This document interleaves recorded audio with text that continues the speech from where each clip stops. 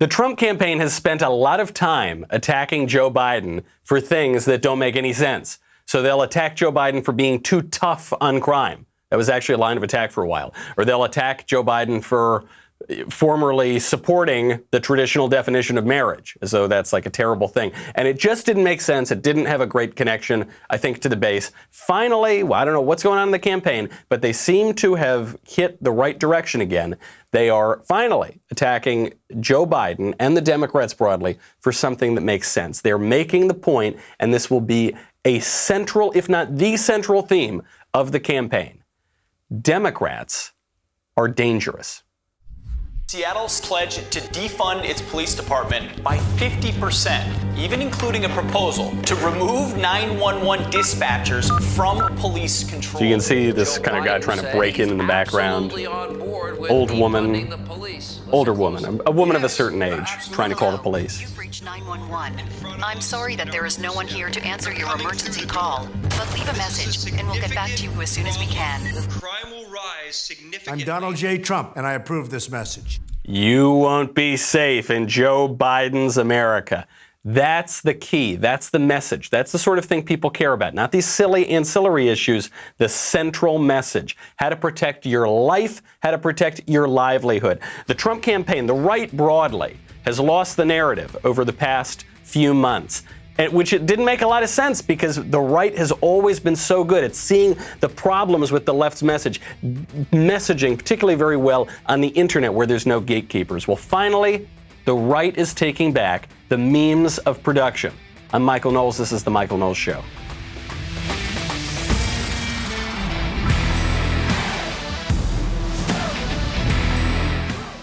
Welcome back to the show. You know, I asked everybody yesterday as sports opened back up, if your favorite sports team takes a knee, how will you respond? And my favorite comment on this came from, I suspect, someone who's been around for a little while. I've been a New York/San Francisco Giants fan since 1954. Many of them took a knee at their first exhibition game last Monday. I am done with them and with baseball. Well said. Some people have asked me why I would go after my New York Yankees, because they knelt before the national anthem. They didn't kneel during the national anthem, so it's totally cool, right? Wrong. We'll get into that a little bit later. Also got to thank our friends over at Wise Foods. As you probably know, our sponsor company, Wise Company, has changed their name to ReadyWise. Different name, same great product. Now is a better time than ever in my lifetime, I think, to be prepared with long-term nutritional food options.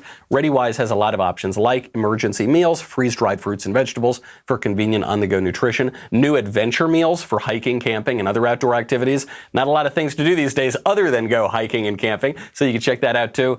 Get peace of mind during these uncertain times, knowing that your family is prepared with plenty of reliable nutritional meals that have a very, very long shelf life. They use the finest ingredients and latest food prep technology to ensure optimal taste and freshness. Meals are packed into durable, long-lasting pouches designed to keep food fresh for up to 25 years. That's pretty good to know, especially as things are so uncertain these days. I really like these guys a lot. I trust them. This week, my listeners can get free shipping at ReadyWise.com when entering Knowles, K-N-O-W-L-E-S, at checkout, or by calling 855-453-2945. ReadyWise has a 90-day, no questions asked return policy, no risk in taking the initiative to get yourself and your family prepared today. That is ReadyWise.com, promo code Knowles to get free shipping.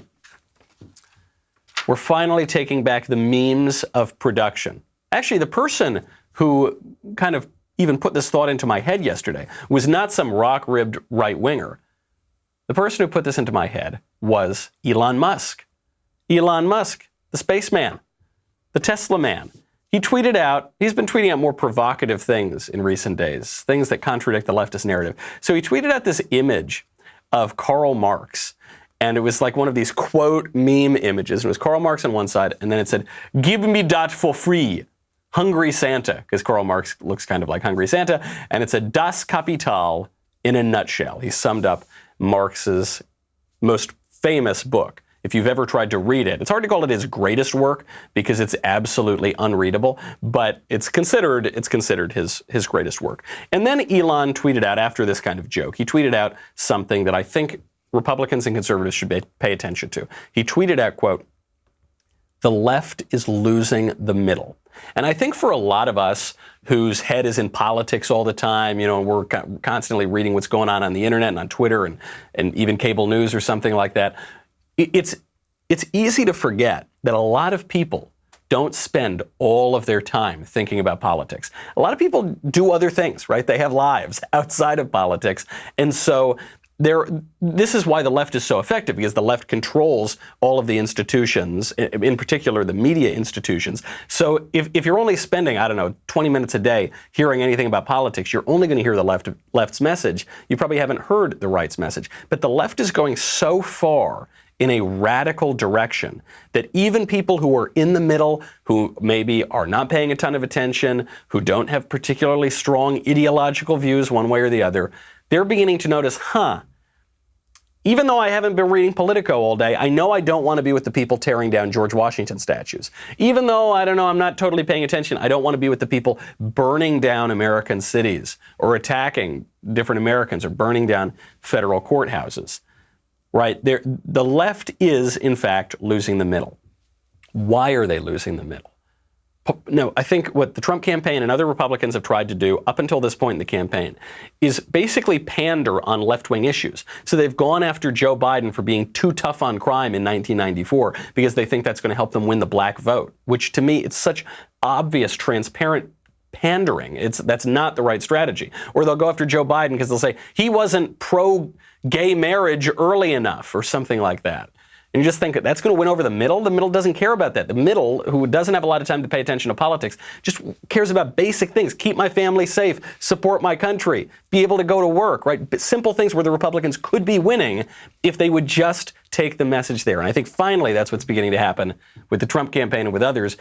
The radicalism is not just at the national level, it's in every one of these Democrat cities. Chicago Mayor Lori Lightfoot obviously is running one of the worst managed cities in all of America. They have huge problems there, in particular crime. Parts of Chicago, it's like you're walking around downtown Fallujah sometimes. And so in the midst of all this, President Trump comes in and says, look, if you can't take care of your city, I'm going to send in the federal government to instill order because we're not going to permit an American city to be a war zone. And Lori Lightfoot, mayor of Chicago, goes on CNN, doesn't say, thank you, federal government, please help us, doesn't admit that she's got a problem in her city. She goes on and she says she doesn't want the problem to get fixed. We can't just allow anyone to come into Chicago, play police in our streets, in our neighborhoods, when they don't know the first thing about our city. That's a recipe for disaster. And that's what you're seeing playing out in Portland on a nightly basis. We don't need that here. That is not a value add, and it doesn't help enhance our public safety. You do need that. It would be a value add. It would help enhance your public safety. First of all, this idea that the federal agents are playing cop. No, I think they've got a much more successful record at law enforcement than Lori Lightfoot does in Chicago. And by the way, the head of the police union in Chicago says that everything she just said is BS. And actually, the head of the police union in Chicago is asking for the federal help because the civil authority there, people like Lori Lightfoot and other Democrats that run other Democratic cities, are not enforcing the law enough. Forget Chicago. Look over at New York City. New York right now, shootings are up. They had 47 shootings last week. Not last month, not the last 2 months, not the last 6 months. 47 shootings last week. Do you know what spike that is? That's a 176% spike compared to the same period last year. That's according to police sources in New York. Who are these people that got killed? Well, one of them, 16-year-old, shot in the head and killed. 16-year-old kid, teenager. Another one, 18-year-old, shot in the head, actually survived, unbelievably, wonderfully, in critical condition, though, because of the mayhem on the streets of New York. And what is that mayhem caused? Well, it's caused by not enforcing the law, undercutting the police, stoking a narrative that the police are racist, slaughtering innocent black men across the country, which is a lie, encouraging people to go out and riot, locking people up, not letting them go to work for 6 months at a time. How long has it been now? It's been, 4 or 5 months at this point? And the argument for all of this, Do you remember the argument for all of this from Andrew Cuomo, the governor of New York, who has handled this lockdown/plague/riot crisis worse than any governor in America? Do you know what his argument was for his draconian restrictions? His argument was, if it saves one life, if it saves just one life. This is about saving lives. And if everything we do saves just one life, I'll be happy. What if everything you do leads to a 176% spike in shootings? Then it will not have been worth it, I assume. Who's going to be held responsible for that? Forget even, moving past the shootings aspect of this, Andrew Cuomo's specific COVID policies killed thousands of senior citizens. Didn't save lives. Who's held responsible for that? The middle.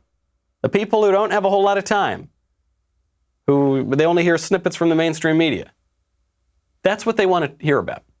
They want simple things, lives. Don't get too abstract. You don't need to get into, lofty gender theory to win them over.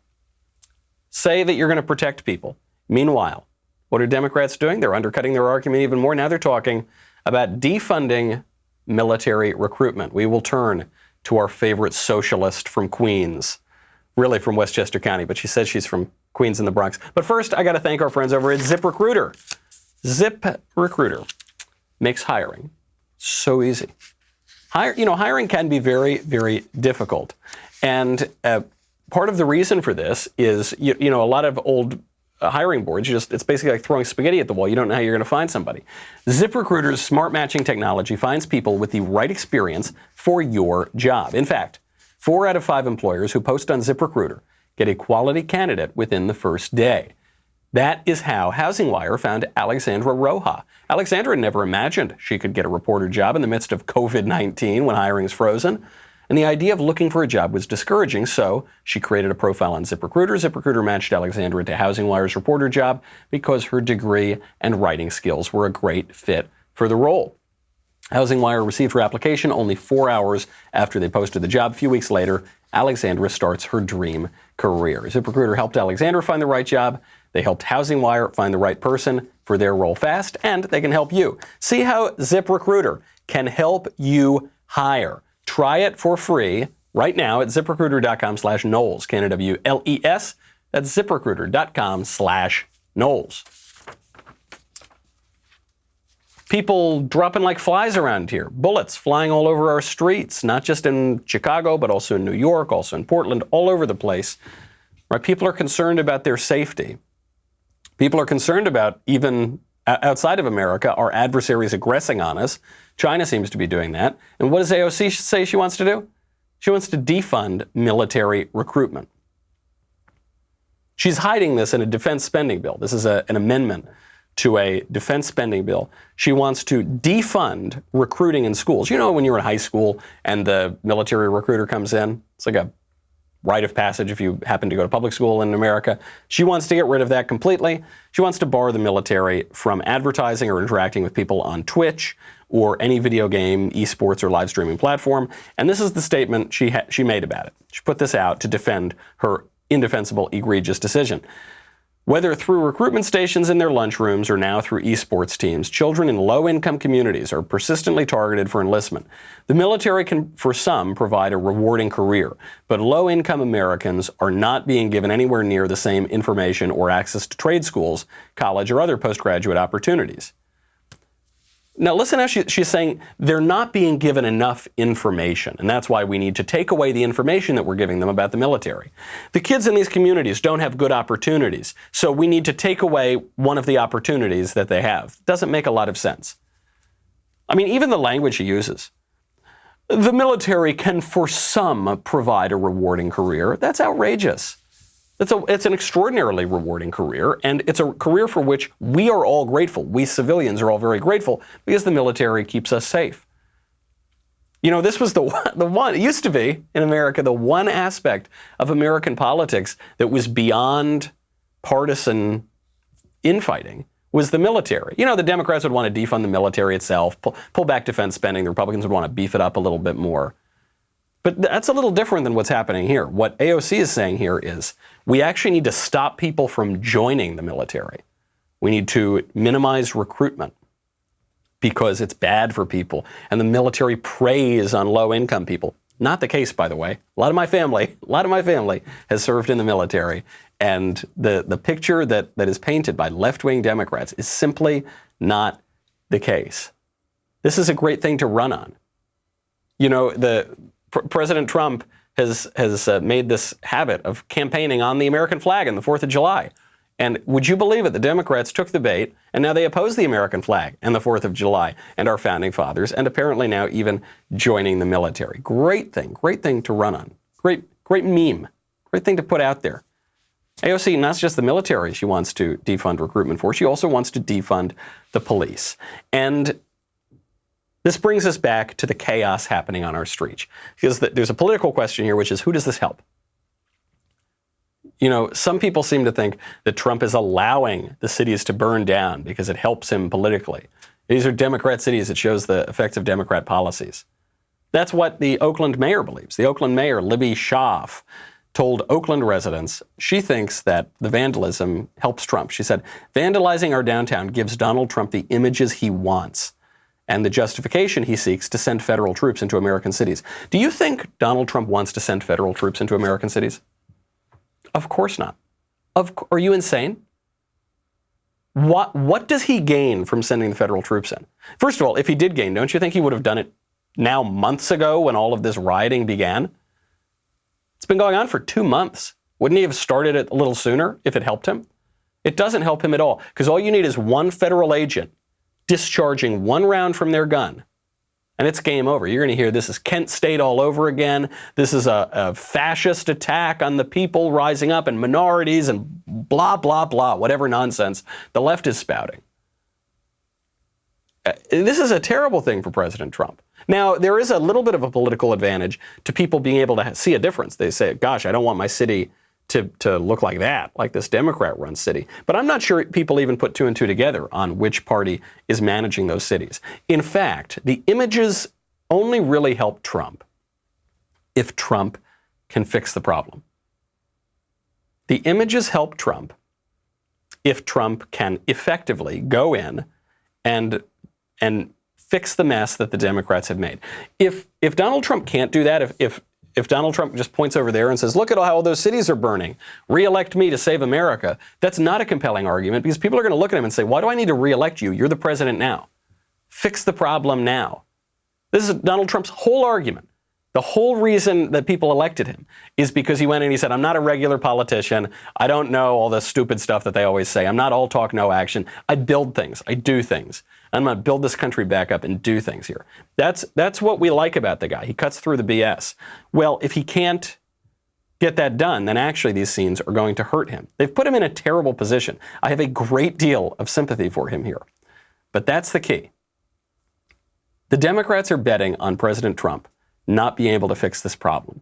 And President Trump now looks like he's fixing it. The DHS, or the DOJ rather, has just announced the arrests that they've made around the country. They've arrested 236 people around the country, and 238 defendants have been charged nationwide in, quote, cases related to violent opportunists and civil unrest.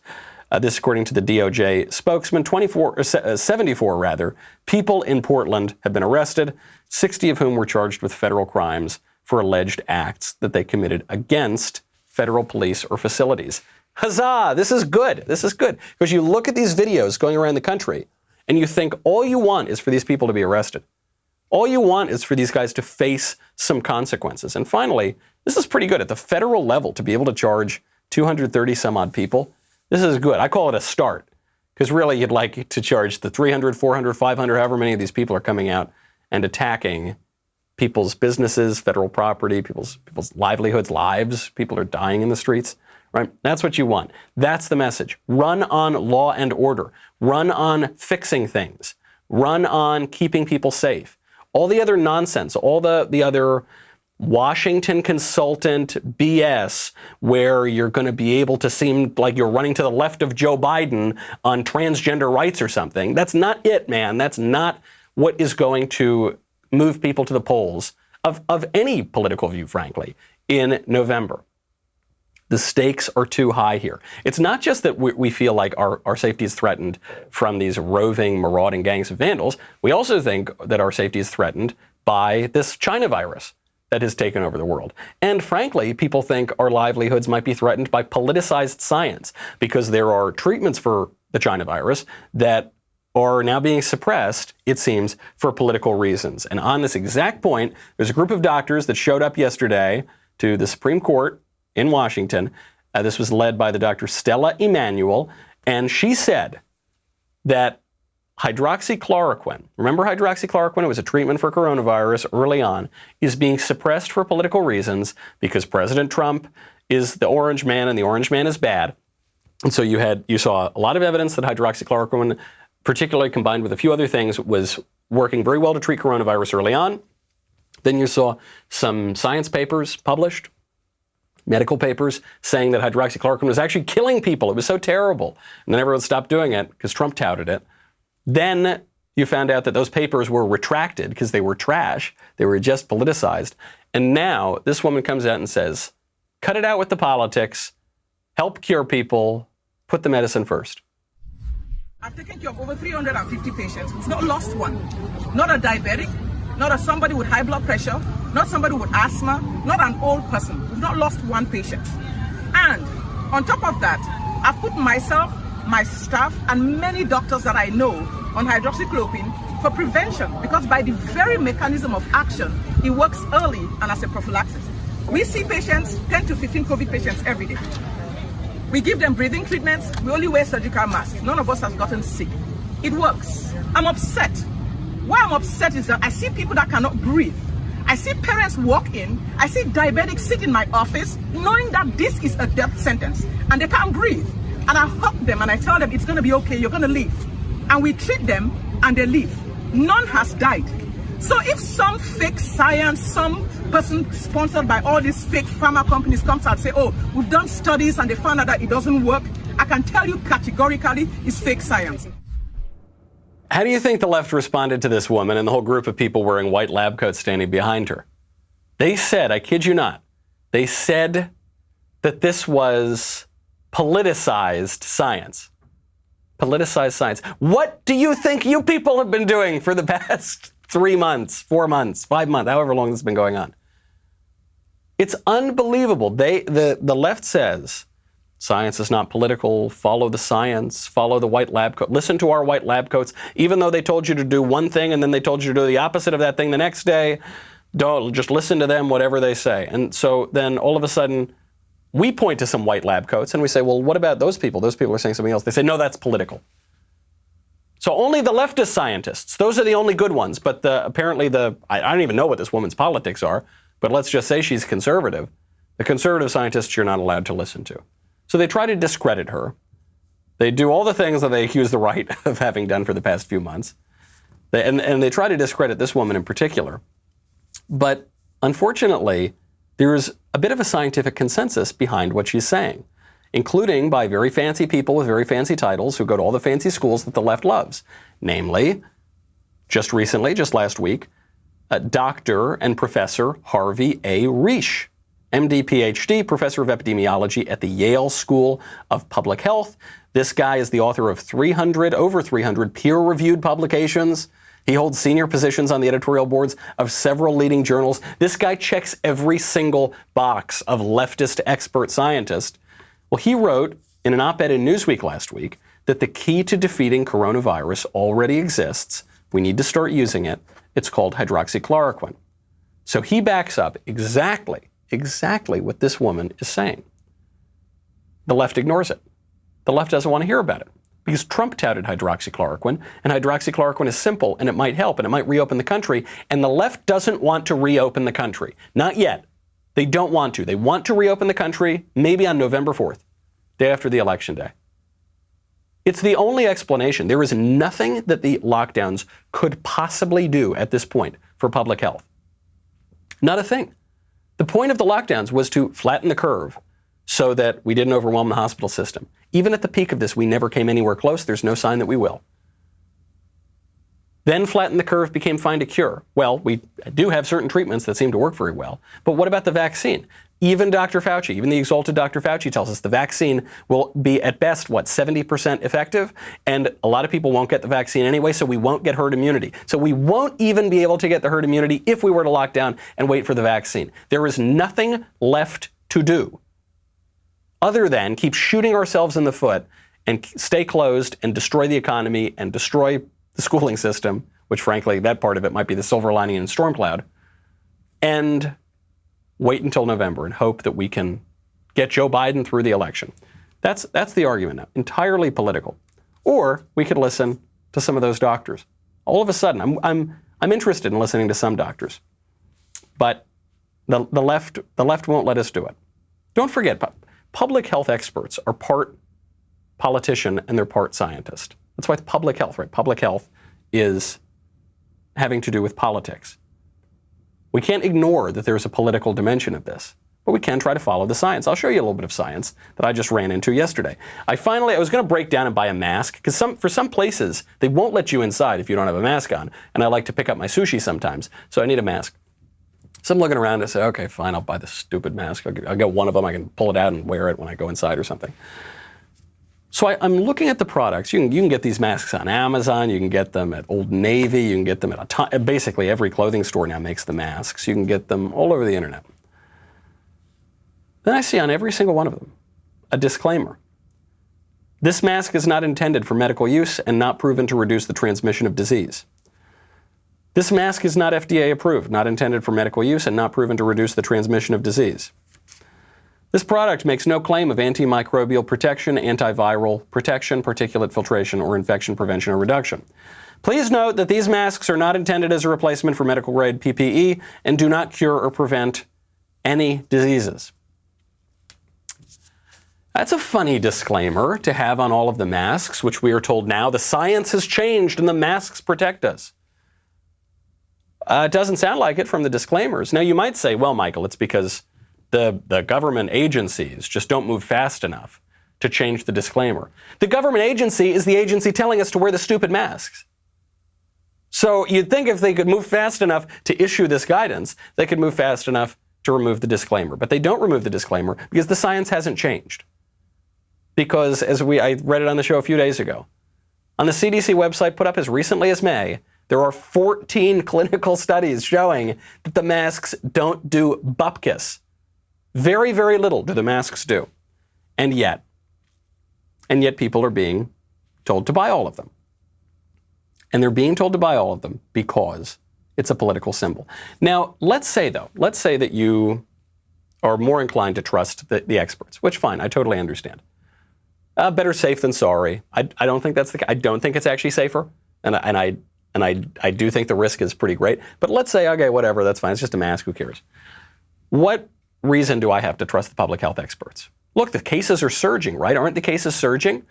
Maybe they are. Maybe they're surging. Maybe they're not. Because 600,000 people in just the last few weeks were just misdiagnosed with COVID. Actually, I'm sorry, those 600,000 people were misdiagnosed in one day. We'll get to that in just 1 second. We will get to Major League Baseball and why I'm giving up on my Yankees after a lifetime of being a Yankee fan. We will get to a whole lot of stuff. But first, I've got to thank you. I've got to thank you for heading on over and subscribing to the Michael Knowles Show YouTube channel, not just the Daily Wire YouTube channel. Yeah, it's good to give Ben the views and the subscriptions, but frankly, even better in my opinion, head over to the Michael Knowles Show YouTube channel. Thank you for ringing that bell, subscribing. Also, if you're not already a Daily Wire member, you should consider getting a Reader's Pass. $1 for your first month, $3 a month after that. You get access to exclusive editorials. You get articles ad-free. You get access to our mobile app. You get stuff by like the one and only Matt Walsh. It says, I looked up every case of an unarmed black man shot by cops in 2019. Here's the truth the left is hiding. Go through every single one of those cases and a lot of other great stuff too. Sign up for just $1. Head on over to dailywire.com. We'll be right back with a lot more.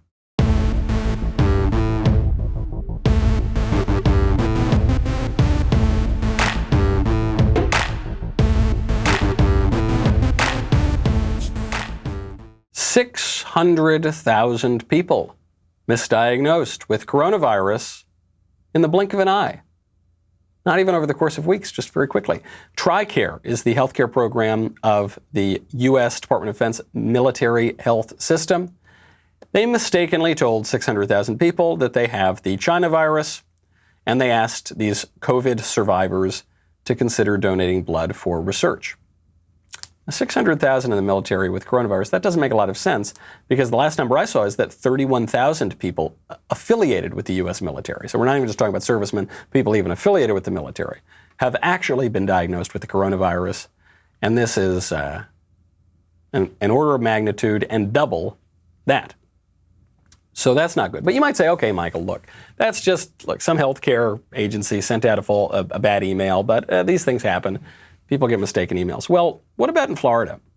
Because we're getting a lot of false positives. 2 weeks ago, Florida State Health Department confirmed that some testing laboratories in the state have not been disclosing their negative test results. So this is skewing the positivity rate dramatically. I mean, this is skewing it way, way up. And at least 2 labs were discovered to have inflated their positivity rates by a factor of 10. Then we got the story out of Texas, 3,300 people removed from the confirmed cases rolls. I've been getting, just anecdotally, a number of people telling me, I showed up to get a test, and then the test was never done because it was going to take 2 hours to wait, and so I left. I got a call that I was positive. That happened to a friend of mine in Los Angeles. Same thing with listeners to this show have written in, said this sort of thing has been happening to them. I am not a proponent of conspiracy theories. I am simply pointing out, though, if you are not skeptical of what is coming from the public health establishment right now, then you're not paying any attention.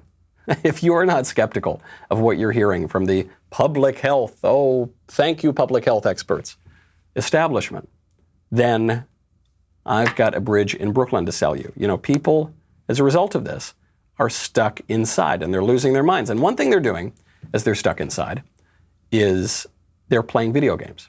That's one thing that people do to pass the time. And Joe Rogan, the king of all podcasting, a very sharp guy, Joe Rogan doesn't like the video games. He says the video games are a waste of time. Joe Rogan is completely wrong about this. I cannot believe it that I have got to defend video games, but I do. Take a listen to Joe's point. And video games are a real problem.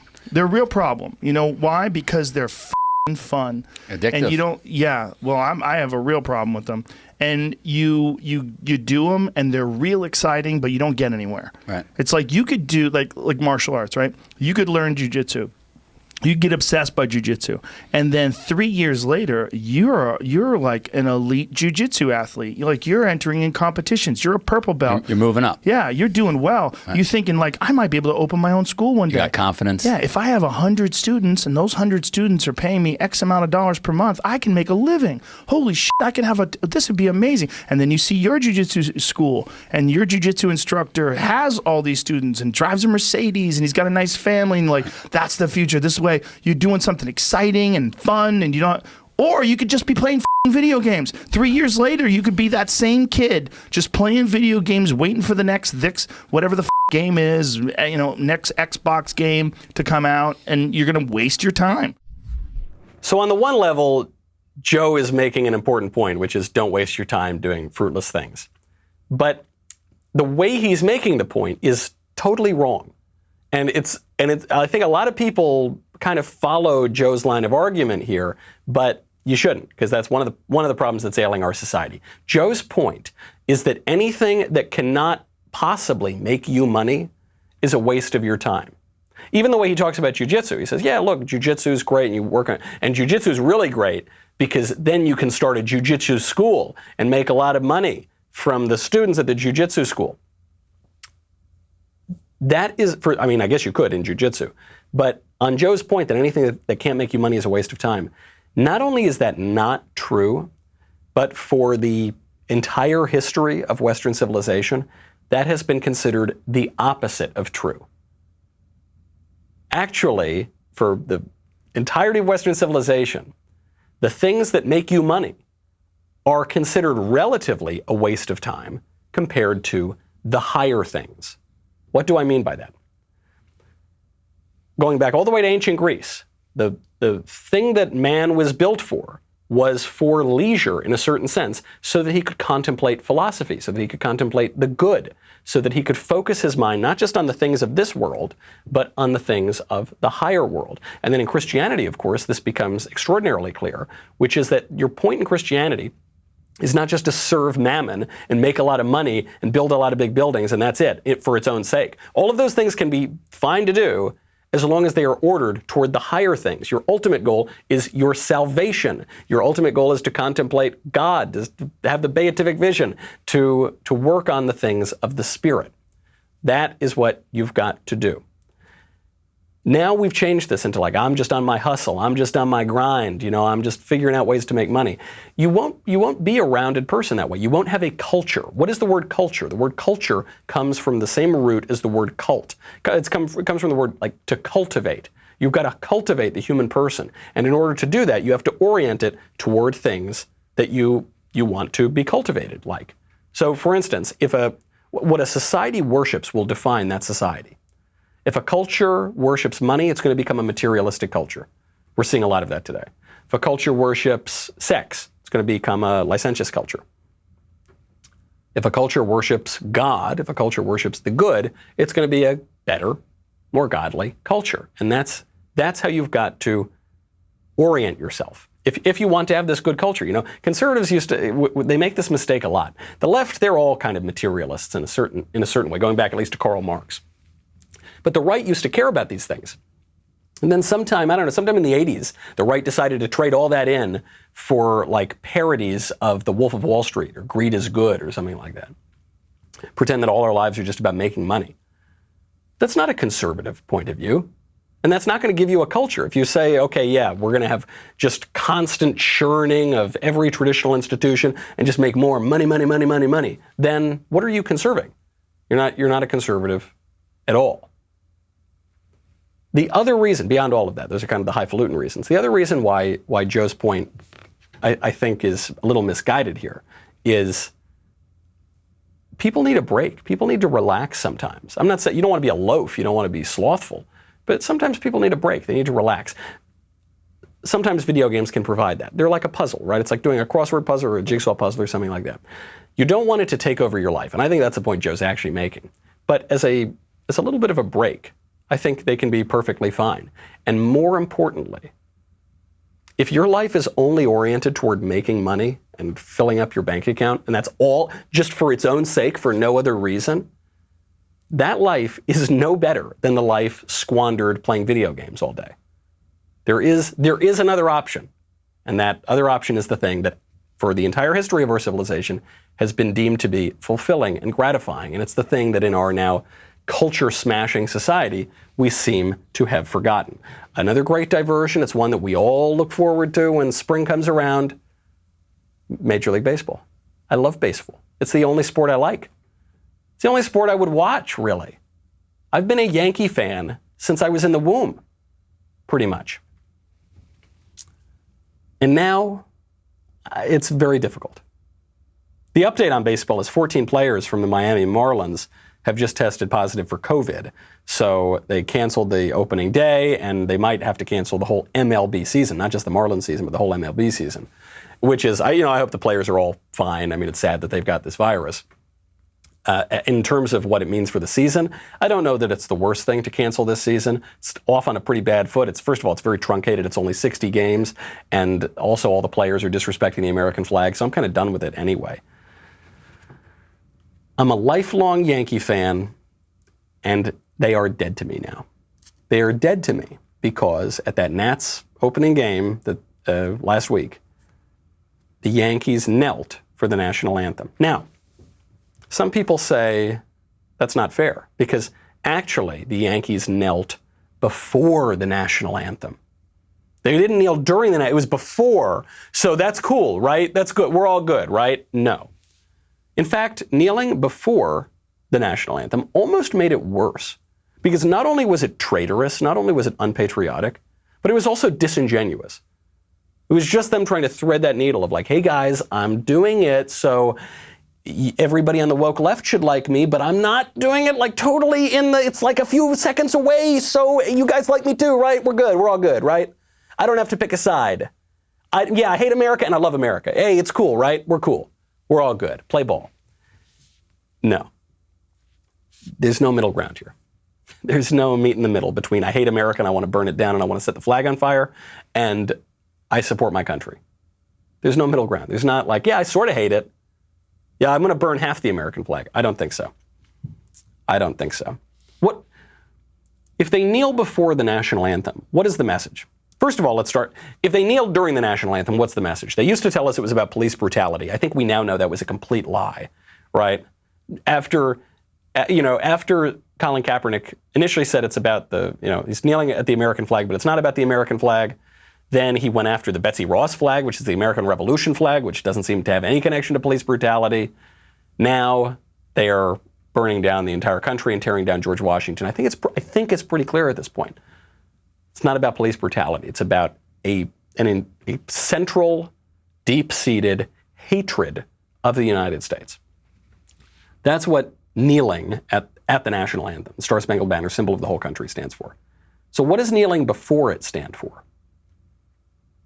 Presumably it's part of the same protest, right? And even if the protest is taken on its own terms, you're kneeling and saying, yeah, this is a hopelessly racist country, and there's a scourge of cops or law enforcement, who, by the way, are a symbol for the law itself, are slaughtering innocent black men willy-nilly, coast to coast. Yeah, terrible country. Man, these guys are awful. And then you stand up for the anthem? How are you? You've just contradicted yourself. Because you've granted the whole protest of the anthem, you've granted the premise, but then you stand up for it anyway because you're spineless. Well, I don't want to see a bunch of spineless people throw a ball around. That's not very, very exciting. Usually people without spines aren't good at throwing baseballs anyway. It's disgusting. It's disgusting stuff. And, people say sports should not be political. And I for what that's worth, I agree with that. I don't watch sports to get a jolt of politics.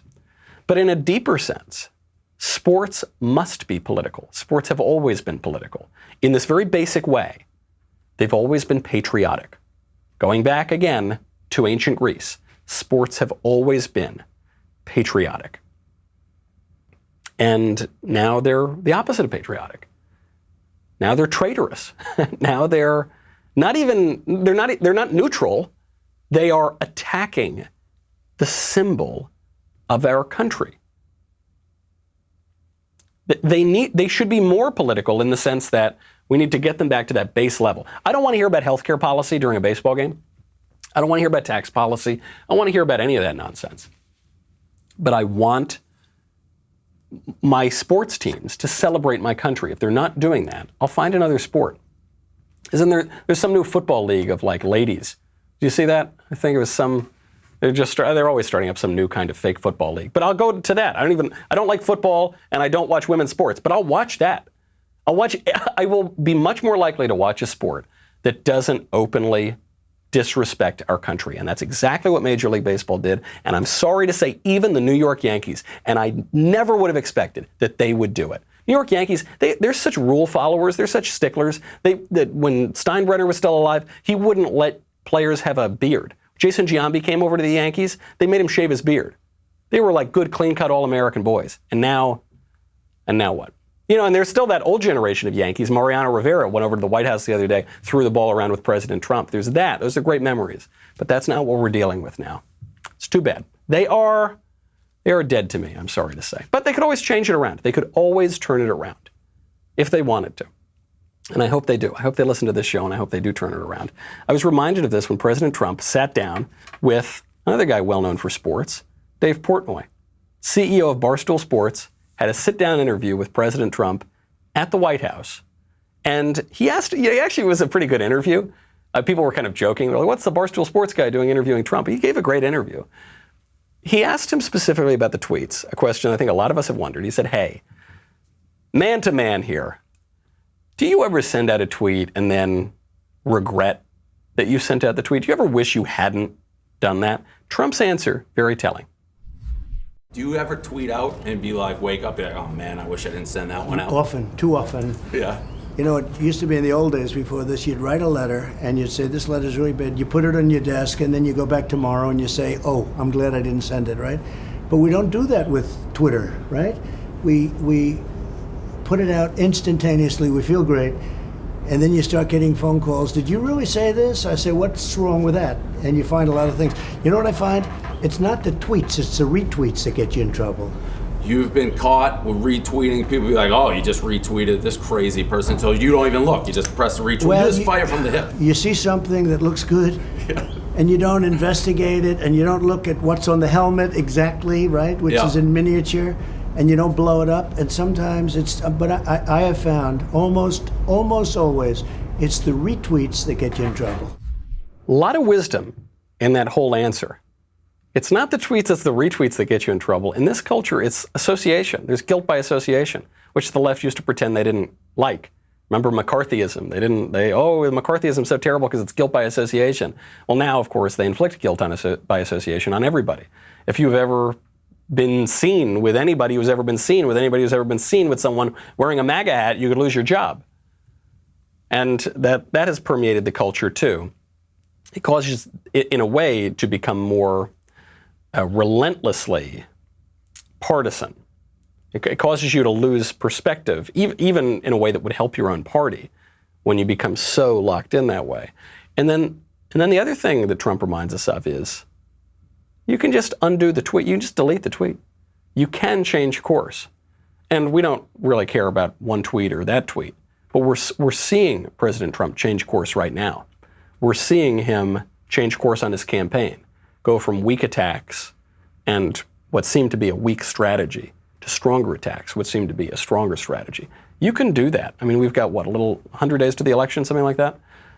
Anything can change. Anything can change in politics. Anything can change in this life. You can turn it around on a dime. Major League Baseball could turn it around on a dime. Frankly, even these cities under siege could turn it around on a dime. And right before this 2020 election, the president could turn it around too. You've just got to be willing to do it. The thing that prevents you from doing that is pride, because in this culture, everything's public, everything's online. Private people are giving public apologies, right? Private people are defending their actions in the public because we all have social media. And you dig in. You make something you've said or done a matter of your own identity, and you can't divorce it. But you can. You can change your mind. You can turn it around. We can switch up our messaging. We can win new voters. The left is losing the middle. We can take the middle. We can seize the means of production. We can win. Takes a little bit of humility and a little bit of courage. Both of those are in short supply these days, but if we can get them, we've got a good path in November. That's our show. I'm Michael Knowles. This is The Michael Knowles Show. See you tomorrow.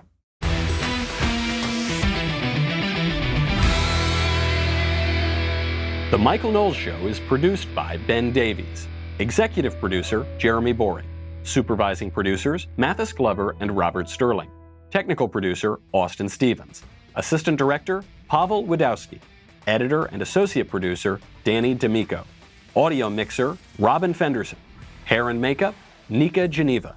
Production assistant, Ryan Love. The Michael Knowles Show is a Daily Wire production. Copyright Daily Wire 2020. Hey everybody, it's Andrew Klavan, host of The Andrew Klavan Show. You know, some people are depressed because the American Republic is collapsing, the end of days is approaching, and the moon has turned to blood. But on The Andrew Klavan Show, that's where the fun just gets started. So come on over to The Andrew Klavan Show and laugh your way through the apocalypse with me, Andrew Klavan.